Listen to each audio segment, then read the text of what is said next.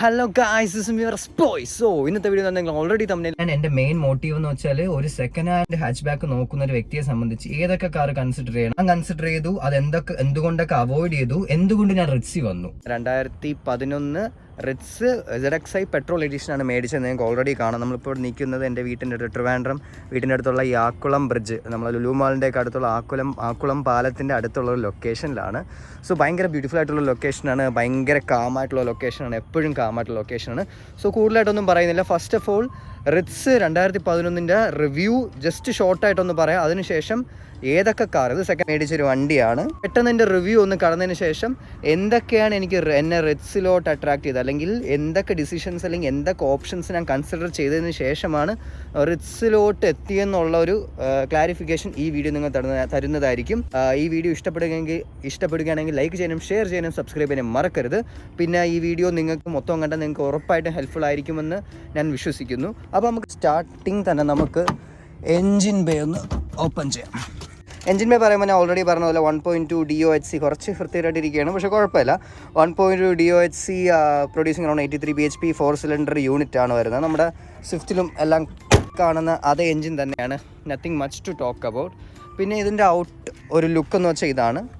ZXi ആയതുകൊണ്ട് നമുക്ക് റിം വരുന്നുണ്ട്. നമുക്ക് വരുന്ന സൈസ് എന്ന് വെച്ചാൽ കുറച്ച് അപ്പ് സൈസ് വീൽസാണ് കിട്ടും. ഭയങ്കര ലോഡിംഗ് ലിപ്പ് ഭയങ്കര ഹൈറ്റ് ഒന്നുമില്ല, ഓക്കെയാണ്, പക്ഷെ ഭയങ്കര ലോവർ ആണെന്ന് ഞാൻ പറയത്തില്ല. ആവശ്യത്തിനുള്ള ഒരു ലോഡിംഗ് ലിപ്പ് ഉണ്ട്, പിന്നെ ആവശ്യത്തിനുള്ള സ്പേസും ക്യാരി ചെയ്യുന്നുണ്ട്. ഇതിൻ്റെ മൈലേജിനെ പറ്റി പറയാനാണെങ്കിൽ അത് വേറൊരു സാധനമാണ്. മൈലേജിനെ പറ്റിയുള്ള ഒരു ഡീറ്റെയിൽഡ് വീഡിയോ ഞാൻ എൻ്റെ വേറൊരു ചാനൽ ഇട്ടിട്ടുണ്ട്, അത് ജസ്റ്റ് ഒന്ന് ചെക്കൗട്ട് ചെയ്യുക. ഞാൻ നോട്ട് ടു എക്സ്പെക്ട് ചെയ്യാത്തൊരു മൈലേജ് ആയിരുന്നു. സോ ഇതാണ് വണ്ടിയുടെ ഓവർവ്യൂ. നമുക്ക് ഇതിനകത്ത് കയറി സംസാരിച്ചു നോക്കാം. അതിന് ബാക്കിൽ കയറാതെ ബാക്കിൽ കയറുന്നതാണ് പ്രധാനം. ബാക്കിൽ കയറുമ്പോൾ ഉള്ള സ്ഥലം എന്ന് വെച്ചാൽ എൻ്റെ കംഫർട്ടിന് മാക്സിമം ഞാൻ ബാക്കി ഇരുന്ന് ഓട്ടിക്കുന്ന ഒരു വ്യക്തിയാണ്. സോ എൻ്റെ കംഫർട്ട് മാക്സിമം ബാക്കിയിട്ട് വെച്ചേക്കാണ്. എനിക്ക് എന്ന് പറഞ്ഞാൽ 5'7", 172 സെൻറ്റിമീറ്റർ ഹൈറ്റ് ഉണ്ട്. അപ്പം അത് വെച്ച് നോക്കുകയാണെങ്കിൽ ഓക്കെയാണ്. 100 support as well as leg room, നീ റൂം എല്ലാം ഭയങ്കര കംഫർട്ടബിളാണ്. ഇവിടെ AC വെൻറ്റും കാര്യങ്ങളൊന്നുമില്ല. പിന്നെ അകത്തുള്ള സെറ്റപ്പ് ഇതാണ്. ZXi ആയതുകൊണ്ട് ഹെഡ് റെസ്റ്റ് വരും. ഇതൊന്നുമില്ല. 40-60 സ്പ്ലിറ്റാണ് വരുന്നത്. ബാക്കിൽ നിന്നുള്ള ഫ്രണ്ട് വ്യൂ ഇതാണ്. ഭയങ്കര ഭംഗിയായിട്ടുള്ള വ്യൂ ആണ്. ഞാൻ ഫ്രണ്ടിൽ കയറുമ്പോൾ കൂടുതൽ സംസാരിക്കുക എന്തായാലും. പിന്നെ ഇതൊക്കെ നല്ല പഫായിട്ട് ഇരിക്കുകയാണ്. പിന്നെ വേറെ പ്രത്യേകിച്ചൊന്നും പറയും. ഇവിടെ ഹാൻഡിൽ ടു ഹോൾഡ് ഓൺ, ഇവിടെ AC to like sound unit ഉണ്ട്. പിന്നെ ഇവിടുത്തെ മെറ്റീരിയലൊക്കെ ആവശ്യത്തിന് കൊള്ളാം. ഇവിടെ ചെറിയൊരു ലെതറല്ല, ഒരു ക്ലോത്തിങ് മെറ്റീരിയൽ, ഫാബ്രിക് അപ്പോൾസ്റ്ററി പോലെ സംഭവമുണ്ട്. പിന്നെ ഇറങ്ങാനും വലിയ കുഴപ്പമില്ല. 170 mm ആണ് ഇതിൻ്റെ ഹൈറ്റ് വരുന്നത്. പിന്നെ ആവശ്യത്തിനുള്ള ഗ്രൗണ്ട് ക്ലിയറൻസും ഉണ്ട്.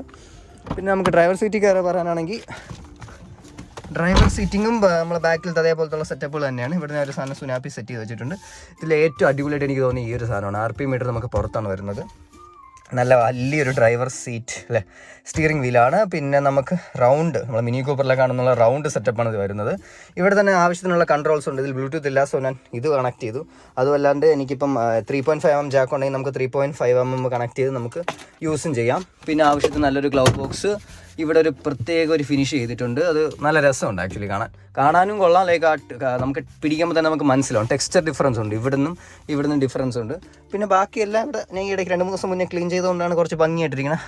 മിറർ ഇതൊന്നുമല്ല, ഓട്ടോ ഡിമ്മിങ് ഒന്നുമല്ല, ഇത് സെൻസറായിട്ട് വച്ചതാണ്, അതുകൊണ്ട് പുതുപോലെ ഇരിക്കും. പിന്നെ ഇത് മേടിച്ചത് തൊട്ട് ഇതൊന്നും മാറ്റിയിട്ടില്ല.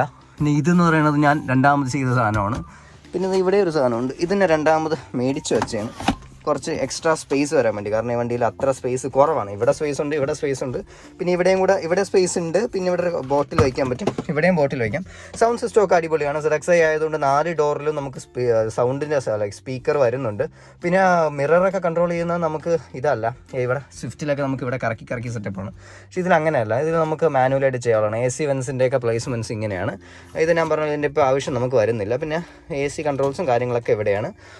സ്റ്റിയറിംഗ് വീല് സെറ്റാണ്. ABS ഉണ്ട്. പിന്നെ SRS എയർ ബാഗ് ഉണ്ട്, 2 എയർ ബാഗ് ഉണ്ട്. പിന്നെ ഇവിടെ wiper controls as well as light കൺട്രോൾസും എല്ലാം ഇവിടെ തന്നെ ഉണ്ട്.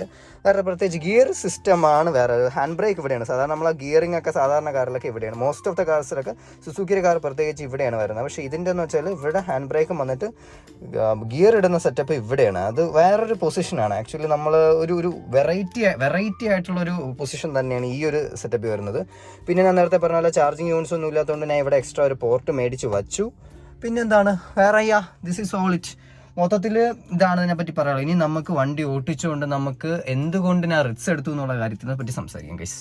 ഹായ് ഗൈസ്, അപ്പോൾ നമ്മൾ വണ്ടിക്കകത്ത് കയറി വണ്ടി സ്റ്റാർട്ട് ചെയ്തിരിക്കുകയാണ്. നിങ്ങൾക്ക് എ സിയുടെ നോയ്സ് കേൾക്കുമായിരിക്കും. ഇപ്പം AC ഓഫ് ആയി കഴിഞ്ഞാൽ 4 സിലിണ്ടർ ആയതുകൊണ്ട് നമുക്ക് നത്തിങ് മച്ച് ആയിട്ട് കേൾക്കാൻ പറ്റത്തില്ല. ആക്ച്വലി ഭയങ്കര റിഫൈൻഡ് ആണ്. റിഫൈൻഡ് എന്നേക്കാളും വൈബ്രേഷൻസ് വളരെ കുറവാണ്. നമ്മൾ അറിയത്ത് പോലുമില്ല വണ്ടി ഓണാണ്. അപ്പോൾ എന്തൊക്കെ കൺസിഡറേഷൻ ആണ് റിറ്റ്സിലോട്ട് എന്നെ നയിച്ചത്? അല്ലെങ്കിൽ നിങ്ങൾ സെക്കൻഡ് ഹാൻഡ് വണ്ടി എടുക്കാൻ ഉദ്ദേശിക്കുന്ന ഒരാളാണെങ്കിൽ നിങ്ങൾ ഒബ്വിയസ്ലി കൺസിഡർ ചെയ്യാനുള്ള കുറച്ച് വണ്ടികളുണ്ടല്ലോ. ഞാൻ കൺസിഡർ ചെയ്തോളെ, കാരണം ഞാൻ കുറച്ച് റിസർച്ച് ചെയ്ത് ഏതാണ്ടൊരു ലൈക്ക് ഒരു ഇയർ ആയിട്ട് പ്ലാൻ ചെയ്ത് ഞാൻ ഈ വണ്ടിയിലോട്ട് എത്തിയതാണ് ആക്ച്വലി. അപ്പോൾ എന്തൊക്കെയാണ് ഫസ്റ്റ് ഞാൻ കൺസിഡർ ചെയ്തത്? അപ്പോൾ ഫസ്റ്റ് നിങ്ങൾ ഓൾറെഡി ഓവർവ്യൂ കണ്ടവരാണല്ലോ. ലൈക്ക് ഓവർവ്യൂ കാണാത്തവരാണെങ്കിൽ ജസ്റ്റ് ഒന്ന് ഓവർവ്യൂ കാണുക, എന്തൊക്കെ റിറ്റ്സിലുണ്ട്.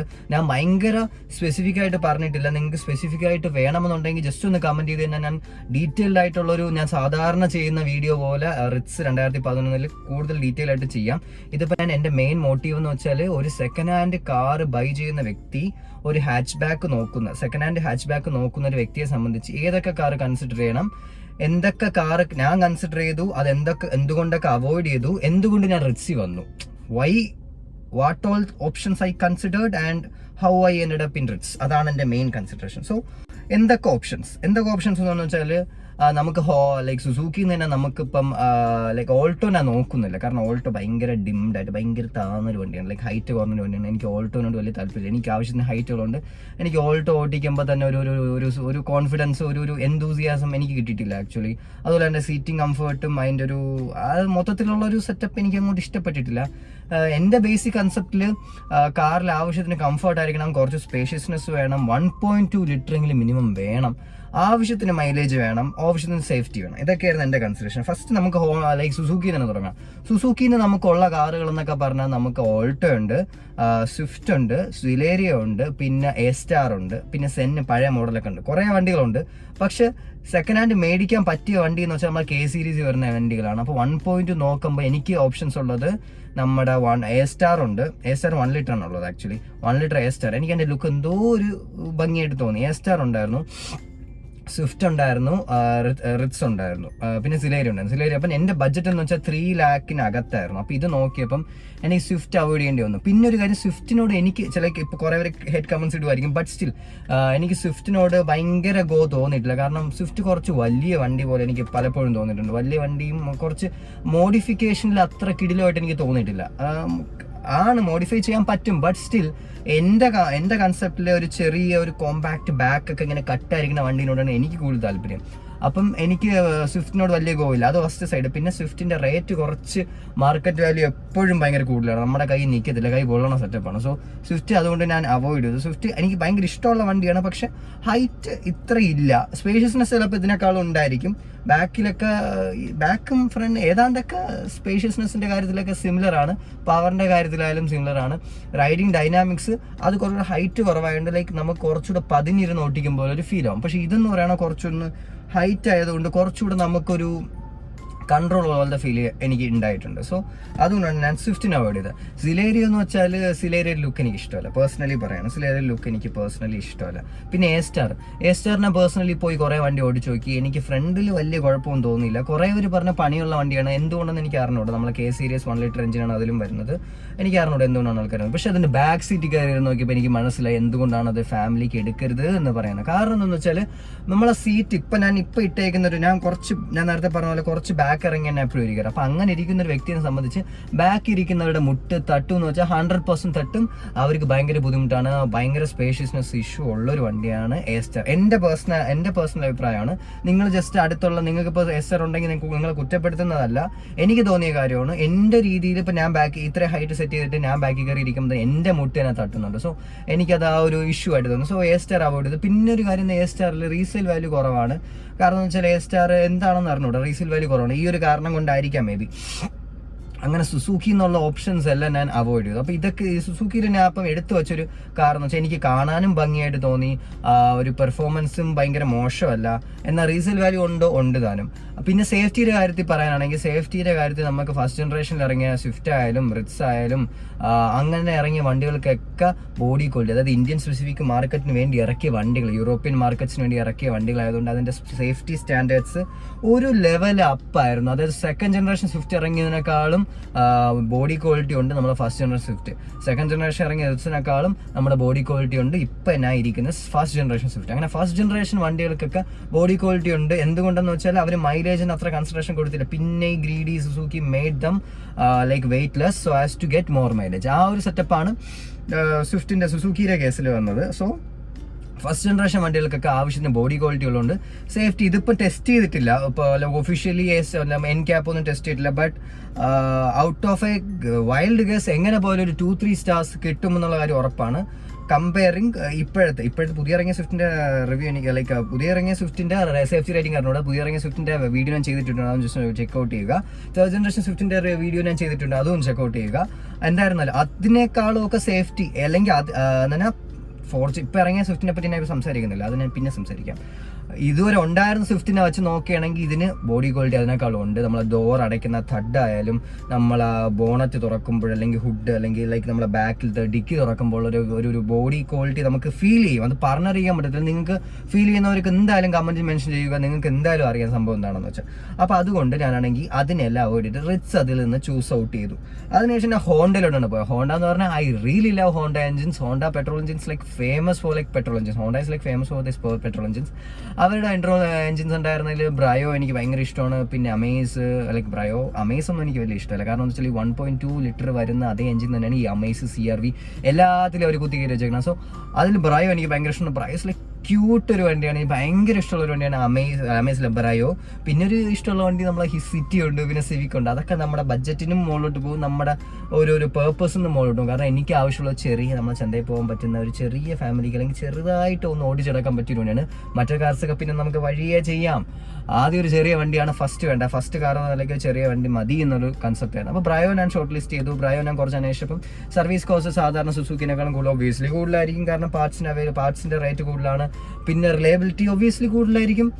പാർട്സിൻ്റെ ലൈഫ് കൂടുതലായിരിക്കും. സോ എനിക്കറിയായിരുന്നു ബ്രയോയ്ക്ക് റേറ്റ് കൂടുതലാണ്. അപ്പോൾ മാർക്കറ്റൊക്കെ ബ്രയോയ്ക്ക് റേറ്റ് കൂടുതലാണ്. അതെല്ലാം ഓക്കെ. അപ്പോൾ ബ്രയോയും ഷോർട്ട് ലിസ്റ്റ് ചെയ്തു. പിന്നെ നമ്മൾ ഷെവർലെറ്റ്, നമ്മൾ ഇന്ത്യയിൽ നിന്ന് പോയ കമ്പനിയാണ് ഷെവർലെറ്റ്. ഷെവർലെറ്റിൽ ഉണ്ടായിരുന്ന വണ്ടികൾ എന്ന് വെച്ചാൽ ബീറ്റ് ഉണ്ടായിരുന്നു, സെയിൽ ഉണ്ടായിരുന്നു. പിന്നെ നമ്മുടെ എൻ്റെ പേര് മറന്നു, അതെ സ്പാർക്ക് ഈ വണ്ടിയിലുണ്ടായിരുന്നു. പക്ഷേ ഇത് ആരും കൈ കൊടുക്കലെന്ന് പറഞ്ഞാൽ ഞാൻ പോയി വണ്ടി ഓടിച്ച് നോക്കി. വണ്ടി നല്ല രസമുണ്ട് ആക്ച്വലി, കാണാനും കൊള്ളാം. വണ്ടി ഓടിച്ചിരിക്കുമ്പം വണ്ടി കൊള്ളാം. പക്ഷെ കുഴപ്പമെന്തെന്ന് വെച്ചാൽ ഇതിൻ്റെ പാർട്സ് ചെറുതായിട്ട് എനിക്ക് അറിയാവുന്നൊരു പുള്ളിക്കാരനാണ് ഇത് മേടിച്ചിട്ട് സൈഡൊന്ന് ഫെൻഡർ ഒന്ന് തട്ടിയെന്ന് പറഞ്ഞാൽ അതിൻ്റെ പാർട്ട് അവൈലബിലിറ്റി കിട്ടാത്തതുകൊണ്ട് 2-3 ആഴ്ച വണ്ടി അവിടെ ഷോറൂമിൽ കിടന്നത്. അപ്പോൾ എനിക്ക് മനസ്സിലായി നമുക്ക് ആകെ ഒരു കാറല്ലേ ഉള്ളൂ. ആ കാർ കൊണ്ട് സർവീസ് സ്റ്റേഷനിൽ ഇടാനാണെങ്കിൽ ഇട്ട് തന്നെ വേറെ സെക്കൻഡറി കാർ പോലും ഇല്ല. സോ അതൊരു വള്ളിയാണെന്ന് മനസ്സിലായതുകൊണ്ട് ഞാൻ സ്പാർക്ക്, ഷെവോലെറ്റ്, ബീറ്റ് അതിൽ നിന്നൊക്കെ ഒന്ന് മാറി നിന്നു. പിന്നെ ഞാൻ നോക്കിയെന്ന് വെച്ചാൽ നമ്മളെ ഫിയാറ്റ് പുണ്ടോ.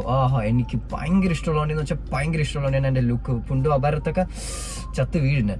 അപ്പോൾ ആ വണ്ടി ഞാൻ നോക്കി, എനിക്ക് ആ വണ്ടി ഞാൻ ഓടിച്ചു നോക്കിയപ്പോൾ എനിക്ക് ആ ഒരു ടാങ്ക് ഫീൽ കിട്ടി. ഭയങ്കര രസമുണ്ട് ആ വണ്ടി ഓടിക്കാൻ. ആക്ച്വലി ഒരു ടാങ്ക് തന്നെ ലിറ്ററലി ഭയങ്കര സ്റ്റെബിലിറ്റിയാണ്. നമുക്കൊരു we will feel that we are sitting in A tank. ആ ഒരു ഫീൽ ലിറ്ററലി ആ വണ്ടി തരും. നമ്മുടെ ക്വാർട്ടർ ജെറ്റ് എഞ്ചിനാണ് വരുന്നത്.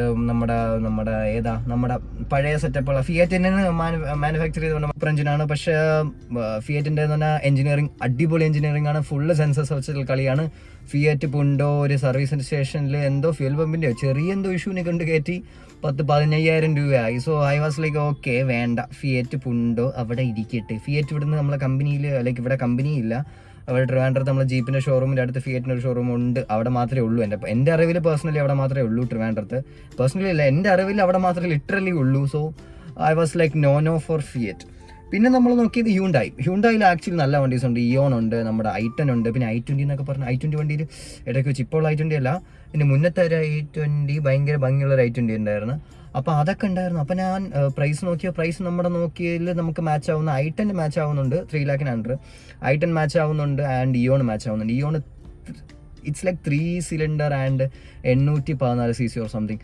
അതുകൊണ്ട് എനിക്ക് വണ്ടി ഓക്കെ ആയിരുന്നു. ചെറിയൊരു വണ്ടിയാണ്, കിടിലം ക്യൂട്ടായിട്ട് വണ്ടിയാണ്. അപ്പോൾ നിങ്ങൾ എന്തായാലും നിങ്ങൾക്ക് മറ്റേത് ഭയങ്കര വലിയ കൺസിഡറേഷൻ ഇല്ലെങ്കിൽ 1.2 തന്നെ വേണമെന്ന് കൺസിഡറേഷൻ ഇയോൺ ഉറപ്പായിട്ടും കൺസിഡർ ചെയ്യാൻ നല്ലൊരു വണ്ടിയാണ്. എനിക്ക് ഭയങ്കര ഇഷ്ടപ്പെട്ടു. ഓടിക്കാനായാലും ആ ഒരു കംഫർട്ടും ആ ഒരു പ്ലഷറും ആ ഒരു സ്റ്റെബിലിറ്റിയും എല്ലാം കൊണ്ടും വണ്ടി നല്ലതാണ്. മൈലേജ്, കംഫർട്ട്, ആ ഒരു ലക്ഷറി ലുക്ക് ആയാലും ലുക്ക് എല്ലാം ഉണ്ട് വണ്ടി.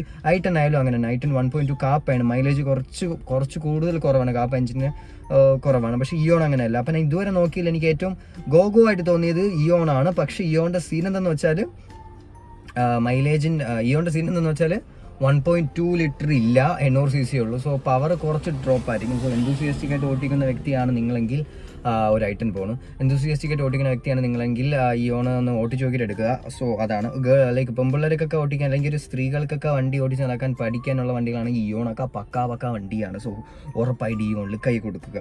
അതിനുശേഷം ഞാൻ നോക്കിയ Figo is like also tank. നമ്മൾ ഇന്ത്യയിൽ നിന്ന് പോയി, ഞാൻ കൂടുതൽ സ്പീഡായിട്ട് പോവുകയാണ്. ഇന്ത്യയിൽ നിന്ന് പോയി ടാങ്കാണ്, വണ്ടി ഓടിക്കാൻ ഭയങ്കര കംഫർട്ടാണ്. പവർ കുറച്ച് നമുക്ക് ലാക്കിംഗ് ആയിട്ട് തോന്നും, മൈലേജ് കുറവാണ്. സോ പ്രശ്നങ്ങളല്ല, പാർട്സ് കിട്ടാനുള്ള അവൈലബിലിറ്റി ഇഷ്യൂസ് ഉണ്ട്. അതുകൊണ്ട് ഫിഗോയും ഞാൻ ഗോഗോ കളഞ്ഞു.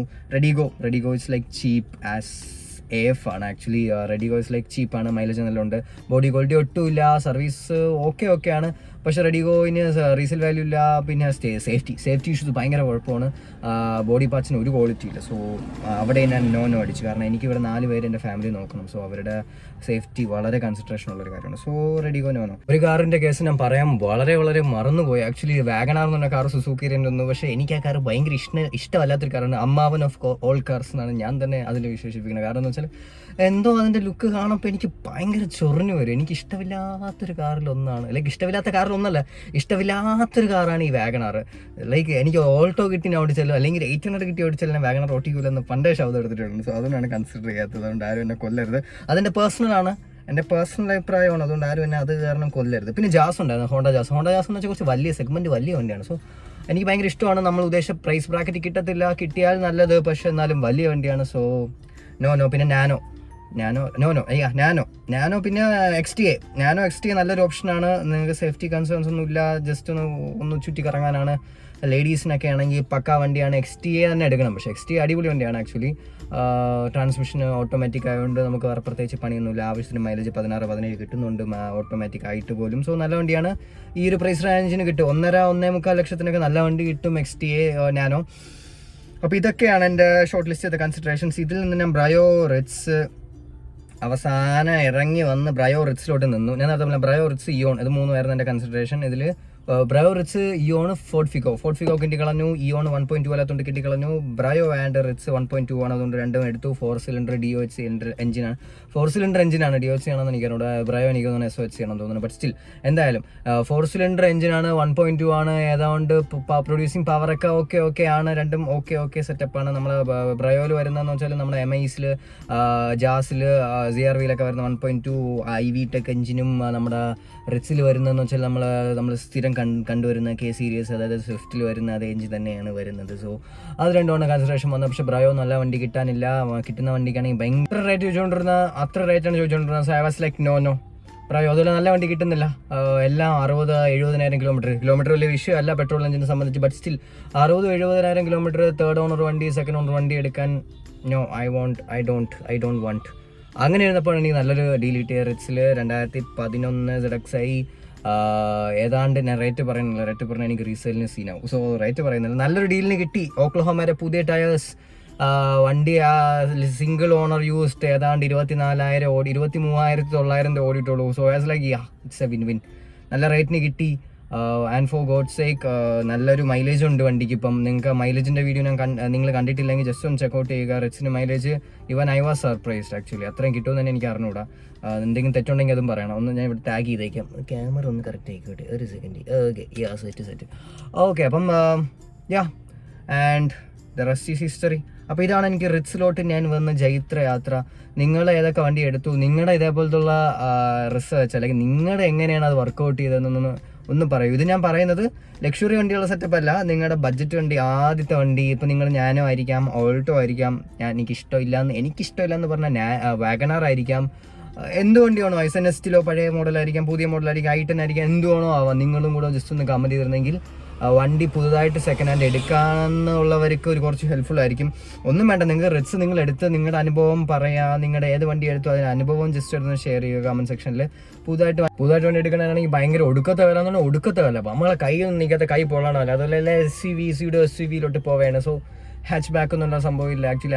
ഹാച്ച് ബാക്ക് എന്ന് പറയുമ്പോൾ ആൾട്രോസ് ഉണ്ട്, നമ്മുടെ i20 ഉണ്ട്. അങ്ങനെ കുറച്ച് വണ്ടികൾ മാത്രമേ ഉള്ളൂ.